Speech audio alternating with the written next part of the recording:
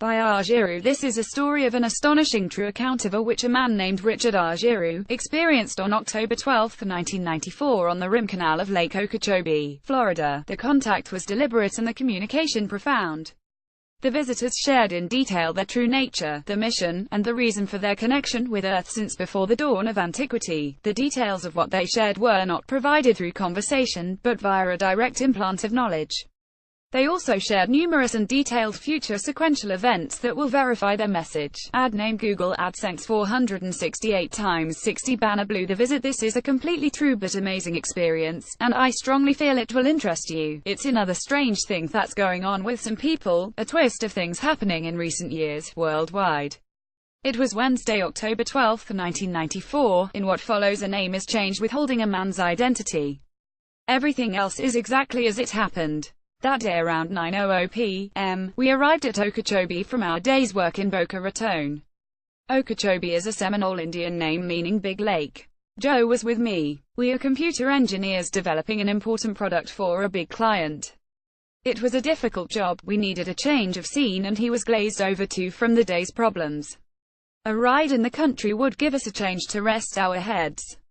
Escaping our noisy hotel was part of the answer, so driving 85 miles to Big Lake was welcome. The beach is usually good, but typically it's a parking problem. At Okie there's cool, clean air with a chorus of wild creatures to hear all around, relaxing. There's no stress or tension. What a place. We arrived with just time enough to fix a drink and walk outside by the rim canal.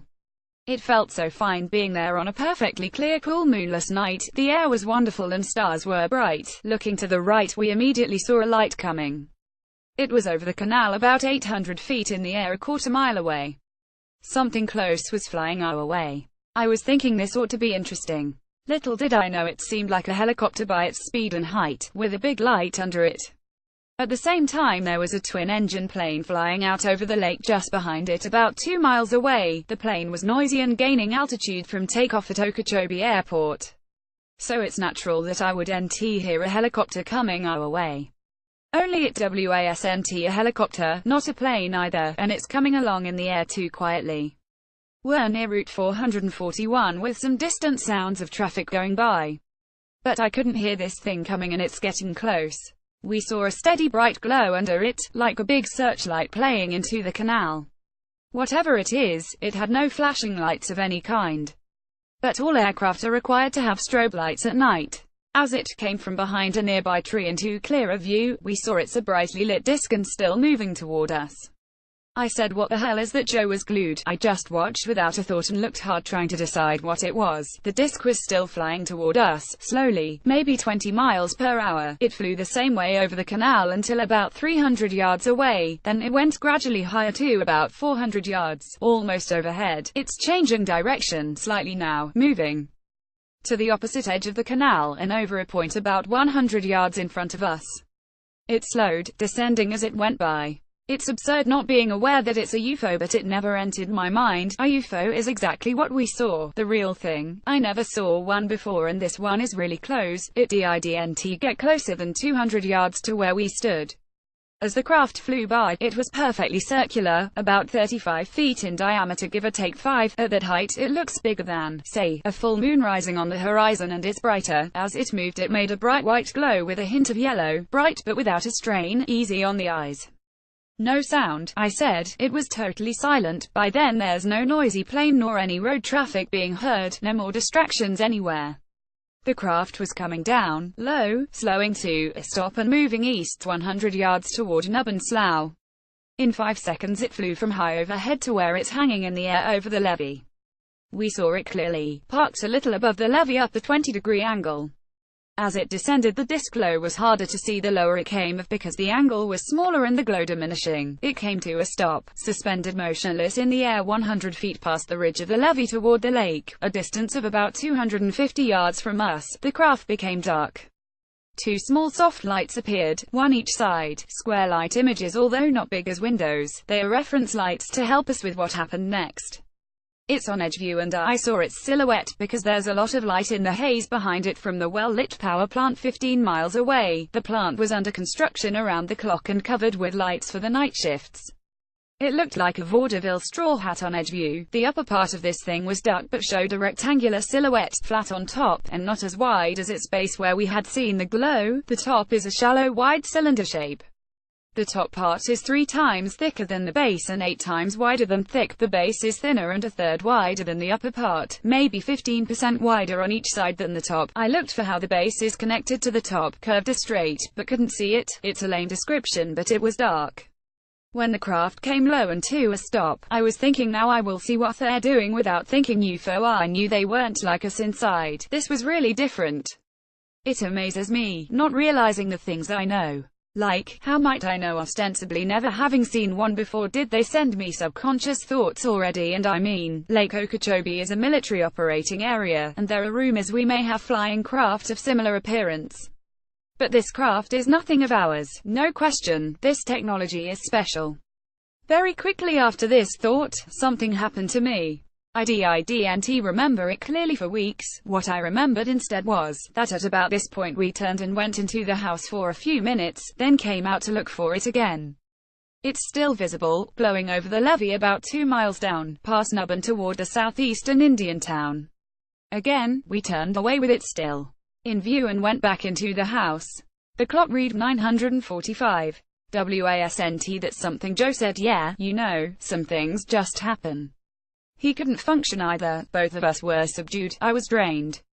Sitting in the house, I was tired and empty of thought. I just couldn't put 2 thoughts together. I went outside looking at things again and found my vision was different. I could see really well in the dark, but soon came back inside. We immediately turned in for the night without a word. Next morning it's never mentioned by either of us. Nothing. Joe never brought up anything about it. Not ever. It's a while before I came around to it with him. Months later, after remembering most of what happened, I phoned Joe about what he recalls. He said nothing. Months after that I sat him down and probed him to see if he remembered them talking to us. All he'd say was, maybe they were talking to you, and with a grin he said they found no intelligent life here and moved on. It seems all he remembers was seeing a fast-moving light. It's a clue, maybe HES on different time than me in this experience. I'd been thinking he simply didn't want to remember. And he doesn't want to talk about it at all. At least he knows they came. I'm thinking, he's my witness. We saw the most incredible event in anyone's life experience, uncommon in all human experience, yet we lost interest in it. We turned our backs, headed inside and simply went to bed. Nothing like this could happen in normal circumstances. But there's certainly nothing normal about these circumstances. Something very different happened that October night. After they left us, I was mentally washed out, tired and just about dysfunctional. It's the chance of a lifetime for 2 curious people like us, who are no pedestrians to technology and who earned educations in 4 scientific disciplines between us. We could have done much more investigating at the time, because there were binoculars, a camera, and a 2.5-inch refracting telescope all within 5 yards of the door from where we stood. None of it mattered. We simply couldn't function acting on our own will. We had no initiative. None. Zero. Best I could do was look and wonder. After weeks of trying, memory and the details began coming. I did it mostly while driving to work with plenty time to think. Eventually, I got nearly everything back. Here's what happened. We watched as the craft came lower, stopped, and became darker. 2 small lights appeared. The craft was parked in the air just inside the levee of Big Lake, maybe as close as 200 yards away. As we watched, something hit me, a marvelously happy feeling, and I knew at the time it was coming from the craft. I thought, this is a really good sign, whoever they are. The happiest feeling of anticipation had suddenly come upon me. I knew to expect something wonderful to happen between them and me. They were doing something to affect my mental state, giving me a wonderful feeling of euphoria. It's nothing like anything I've ever felt, a totally joyful, happy feeling beyond description. I was so glad they were here and understood, waiting for something. I dared not move a muscle, although knew I wasn't restrained. Whatever came next, I wanted to be part of it. Next, I was sensing a projection of thought to me, when soon thought speech appeared in mind in my own idiom. But there's some fumbling, because I first heard some unintelligible words and a series of growls. I thought it's growling at me, but it definitely seemed like a recording coming up to the wrong speed. Sure, as in, they don't know how to operate their ship. Much later I saw they were showing me that technology is being used. It sounded like technology was being engaged and directed to me. It's growling. Why is that? Thinking this might become difficult. How very odd all this is. Next I heard the word, MREP visitor MREP. What the hell is? With that exchange we were talking. It's like they're tuning on what I was getting. How could they know? Yes, they're already reading my thought responses. Were communicating, they're talking with me, and the warm feeling of expectation was at its height. I thought, this is actually happening here and right now. Right now I died. I couldn't believe it, thinking it's too fantastic. They're real. What a discovery. A man's voice was very friendly, saying, yes, up here. We're here. You're looking at us and we can see you. You hear us talking to you. We know you're interested in us. It's okay. We won't harm you, visitor. At this exact moment Joe said, damn obvious excitement, because he realized he could hear them too. They're here and they're talking to us, but there's a problem. I noticed these speech thoughts went by really fast for a typical English-speaking dialogue. It wasn't like two people speaking with each other, where more time is inserted between thoughts, where we allow each other time to think in the process. It was going by as a flood to grasp near my limit. I found it difficult and didn't want it this way, but it was also all clearly heard and understood. There was only time to respond, no time to form any questions, which may have been deliberate. It seems to account for speed of the exchange. They were deliberately pacing the exchange so we couldn't ask them any questions. Next the voice said, we want to meet and show you around. We just stop and show others sometimes and they have a good time. We want to be friendly. Would you like to see everything here and have a ride? Visitor. Immediately, a silly image of a guy popped into mind. The guy was sitting in a deck chair with sunglasses, a blue blazer, white slacks and shoes, with a captain's cap. If this was supposed to be an image of me having a good time, it struck me as totally bogus, because I would not imagine something so ridiculous in my situation. They must have sent it. I thought, nice try. But it's also okay with me. My thought in exchange made it okay, because I obviously knew it wouldn't be like that. It was humorous, in thinking now, these guys do have a sense of humor. Imagine that I'm invited. I was so excited and thought, really? And emphatically thought, yes, I was so happy, so excited and grinning hugely. I shot a glance at Joe. He had on his biggest smile, too, although he didn't look at me. Quickly, I looked back to the craft, feeling they didn't want my attention anywhere else. No voice said so, but I understood a thought to be, now look here a moment, visitor. I replied, thinking, okay, doing just that. We had switched from our explicit dialogue to a direct implicit thought flow between us, telepathy, explicitly versus implicitly. Between reference lights I could see a tiny spot beginning to boil and enlarge. There's a grayish-green circular spot and it's getting bigger. A fuzzy spot had formed and was expanding, but slowly at first. It appeared to be swarming with motion and became a cloud-like image emanating from the edge center of the craft. It was swarming in the sense that it appeared to be boiling with a lot of motion and was fuzzy to look at. It was fairly uniform. Next I saw circular arcs being traced out one at a time. The circular cloud was growing out of a tiny port on the craft. Arcs appeared at the edge of the circular cloud at 12 o'clock and moved on a curve to its center at the port. Arcs emanated from the same point source and immediately began getting bigger, growing into a tear-shaped envelope. One of the yin-yang symbols on the South Korean flag comes to mind, the one curving left but was narrower. In all 5 or 6 formed, each growing onto the upper right side of the circle-like cloud. After they were all formed, the cloud became more oblate, squarer with rounded corners. The envelopes formed sequentially, the first beginning from the 12 o'clock position. Each one was growing on the lower edge of the preceding one. The tear-shaped envelope is a sort of bottle. Next, I saw contents of the bottle growing from the smaller back at the edge toward its larger front at the port. It's growing into the space rather than filling into it. This is a biological process, and how it grew was amazing. The process took only a few seconds to complete. Each teardrop envelope of its contents. Growth would suddenly appear in discrete steps, not gradually filling within chambers of the envelope. I saw its compartments being filled in. Each cell of the envelope is irregular in size, shape, and volume. It reminds me of compartments of a complex soap bubble, itself being formed of bubbles within the biggest bubble. The inner bubbles are the cells being filled in a flash instant of growth. There's a tiny pause, then the process moves to an adjacent cell. The progress of moving between cells reminds me of how water drops suddenly connect together moving down a dry surface, just a tiny hesitation before they merge. The next one would get its space filled, and so on until the envelope was totally complete. Each cell was filled with different stuff. Some of it was light, some was darker color. The only thing coming to mind that's similar is tadpole jelly from the swamp I played in as a kid. As each envelope filled with growth, a new envelope was immediately traced out under it. It would fill and so on until all of them were complete. The envelopes developed in a clockwise stack under each other, the last one being grown at the 5 o'clock on the cloud circle. When the processing was complete, the cloud object changed its character, getting bigger much faster. It changed to greenish yellow from grey-green, more yellow now. Next it began moving rapidly down to us. It traveled the 200,250 yards in under 3 seconds, closer to 2. I was startled to have it come so fast, but I wasn't scared. As it came, it changed the angle of descent twice. It started down steeply and changed to half the angle at half the distance. Within the last 100 feet it changed again by half the angle, arriving with a shallow slope only slightly above us as it swept in.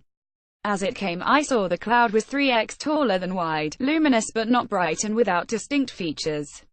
That is, except for a perfect black ellipse centered in its upper third, the major axis at vertical. The cloud was symmetrical about its vertical. That is, if you could fold it in half, both sides would match exactly. The black object seemed like a tunnel in the cloud, like a big eye, but wasn't. I searched hard as the mist approached, looking for any definition, but saw no detail anywhere. The elliptical feature disappeared without me noticing as the cloud arrived. I feel it's there merely as a focus, a diversion, but nothing significant.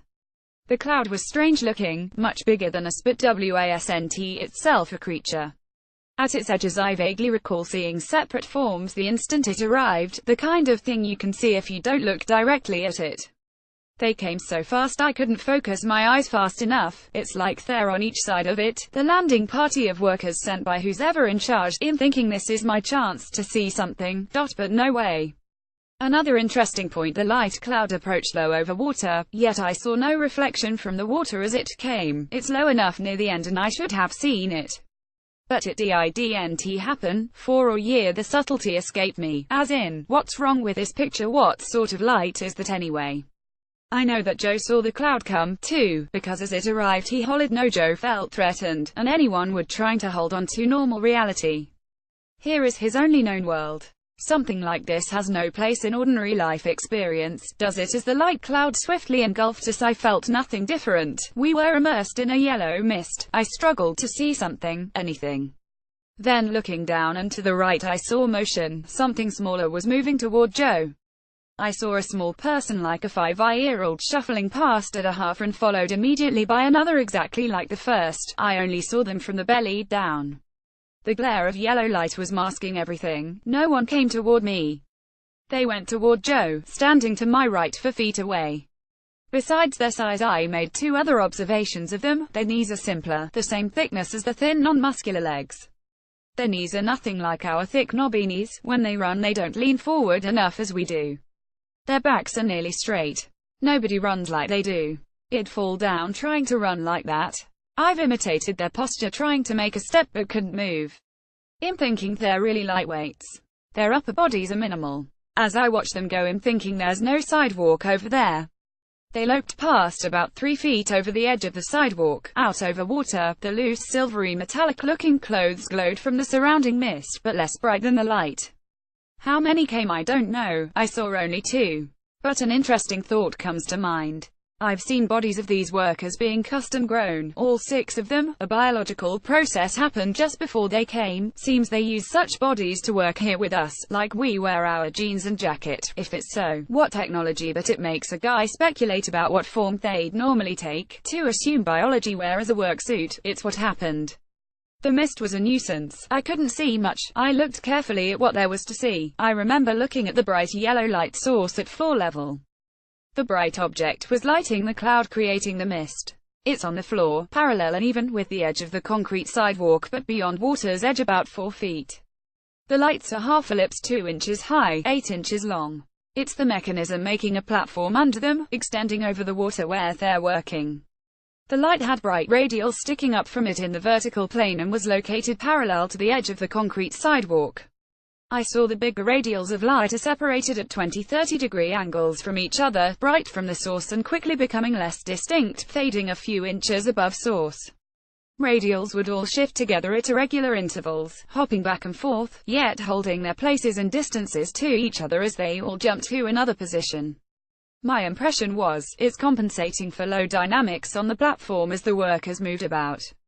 I closely studied this light show until I understood what it's doing.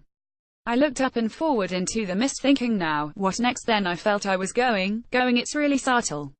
No weight off my feet or of being uplifted, but a feeling of departure, upwards. Then, blank. I was blanked for a time, because next I remember coming to, realizing it'd been blanked. I was again conscious, present, feeling some air. I seemed to be back on the sidewalk where I'd been. My body was still standing there just as before. I felt the gentle air from the canal. My eyes were still closed, although I felt I could open them if I wanted, but seems, somehow I knew we weren't finished yet. I heard a slow vibration, about 8 Hz, like a flutter. Then quickly it's gently against my forehead. In a moment it went in. It's inside my head, it was not interfering with my mind, I could still think. But I'm being buzzed by a wave, a gentle, extremely low frequency ELF wave, thinking what's it doing? ELF wave was getting harder, slowly rising in intensity and in frequency. I felt like it was charging my brain, like a capacitor, more, and more. It kept on increasing, the frequency going up, ever upwards, on and I'm thinking will it ever end, knowing it's going to my limit and wishing it would find it soon, but it kept going higher, higher. How could it go so high? I wasn't happy with the wave continuing upward. It's tough to take, but it went to an unbelievably high level before finally hitting my limit. It abruptly stopped with a pop at the top of my head.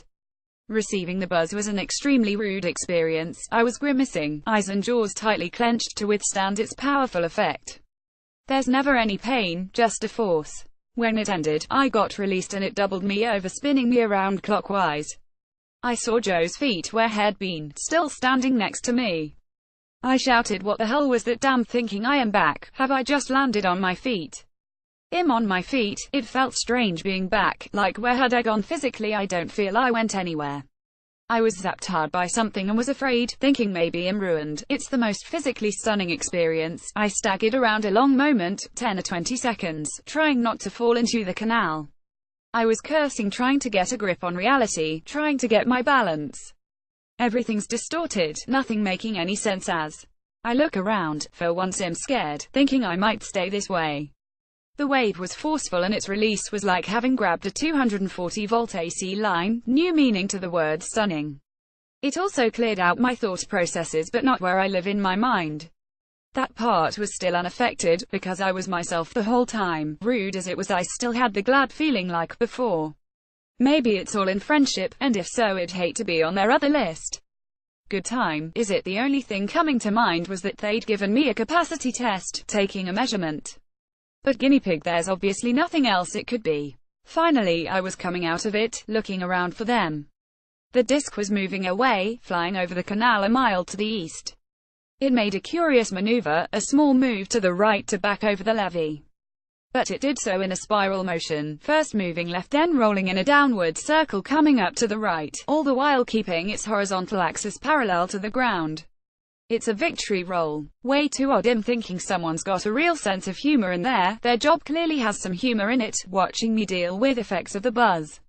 More than coincidental, the maneuver was for my benefit, because I understood it as a wave goodbye. The little buggers, they had to know I was looking, like they were watching through my own eyes somehow. But what is the relationship and why so friendly? Well, it actually discover why 4 years later. There's more ahead about them, you'll be impressed. It's easy for me to see the maneuver, because my eyes were so slowed down. My eyes were now like a video screen, with light paint lingering, delayed in a sort of light smear, tracing out its path as I watched the craft circle moving back over the levee. I was thinking fishermen at Nubbenlock are getting a big surprise as this thing flies low over them, right about now. I laughed to myself about it.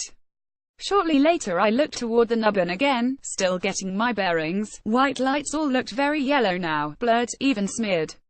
They're much bigger than usual, although not brighter. What seemed different was, when I moved my head, the light smeared to over where I was now looking. Then the smear slowly faded. Also, I had tremendous night vision, almost like day. I could see everything around me, up and down the canal. Everything is clearly lit by a yellow light glow. There's more. I also had eagle vision at will. I could will myself to have a close-up frame of any object I wanted to see. It would simply appear closer and bigger. Such total surprise, I stood looking at things in a residual yellow light effect. I could see better by it. The light cloud was gone. Of course, at the time, there were very few lights down the canal and not big. But at night they helped light up the whole canal. Otherwise it's blackness down there when there's no moonlight. I enjoyed my newly given ability only briefly, because we were washed out and tired. At that point we stopped looking and went inside, but soon came out, again, for another look. I saw the disc glowing brightly 2 miles down, still near the levee. Back inside the house it was drab, really dull and uninteresting after being outside seeing things. Artificial light so close to me inside was annoying. My vision had changed. I was sensitized to see by different light and its effect is awesome. If the army only knew that a directed ELF produces fantastic natural night vision. Fat chance though, that they'd make anything happen like this in 100 years. It's modulated ELF. We sat in the house a few minutes saying nothing. I felt so different than normal, like being at arm's length from myself. I could still think, but I couldn't scan think, like in thought synthesis. It's the processes needed for reaching conclusions. Thoughts would flow in that way. Then without discussing it we headed for the bedrooms. I threw myself down on the bed and stared to the ceiling, trying to rethink what happened. In the pitch-black room I knew night vision didn't help. I couldn't see. Next, it's morning, a dreamless sleep all night. Like flatline, there's nothing in my head. I woke up rested with the event first in my mind. Again, Joe and I didn't speak of it the whole way to Boca. It's perfectly ridiculous, but we're keeping the same secret from each other. It's too taxing to discuss, besides I only wanted to relive it privately. By that night my special night vision was gone. But my eyes played tricks concerning eagle vision. Sometimes it's in, sometimes it's out. It gave me problems driving, because scanning for traffic in the mirror sometimes a car seemed too close, nearly on top of me. Seconds later, it's back to normal. The car was where it should be. It's annoying and dogged me for days. Weeks passed. In rethinking the event every day while driving. Gradually more and more came back and I wrote everything down. Finally I had it all except for being blanked. That part wasn't recovered. If I got my ride after all. P.S. Years later someone explained to me that ELF is extraordinary stuff. It's like my visitors used a handheld device, working up close while doing me with ELF. That's interesting technology, because governments communicate with their submarine fleets using ELF. But there's a difference. All our efforts need an antenna big as a football field to create such long waves. As a result of the encounter, he wrote 4 books with the information they gave him and asked him to write in astounding detail. Those books are self-published on Amazon.com, but are still essentially unknown works. Simply do an author search under R.R. Giroux. The titles are I.A.M. Darius, Pole Awakening I.A.M. Darius, Special Knowledge I.A.M. Darius, Divine Family I.A.M. Darius, Expectations. Recently all 4 books have been collated into a single 8.5x11 volume of 562 pages titled, The Last Prophet. The Last Prophet is a compendium detailing the big picture workings and purpose of our existence and the interconnections and multiple levels of reality itself. The contents of these books provide the rationale for our lives and the answers to questions that mankind has been asking since the beginning. This work is the ultimate UFO Bible connection story from a modern-day Enoch. It provides the background and rationale for all other historical and biblical encounters as well as those continuing today. The books reveal the reasons. The elegance of the truth is stunning. Giroux is retired, living in Okeechobee, Florida. He received a BS and MS in mathematics from the University of Massachusetts, Amherst, and was a successful mathematician and statistician for over 40 years.